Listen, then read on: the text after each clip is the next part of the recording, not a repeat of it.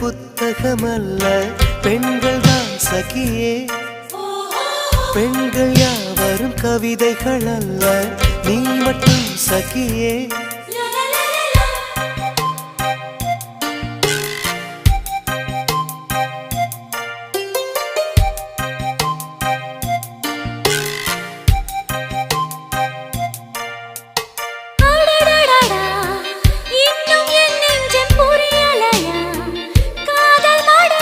இது என்னடி இதயம் வெளியேறி அலைகின்றதே, காதல் இதுவா?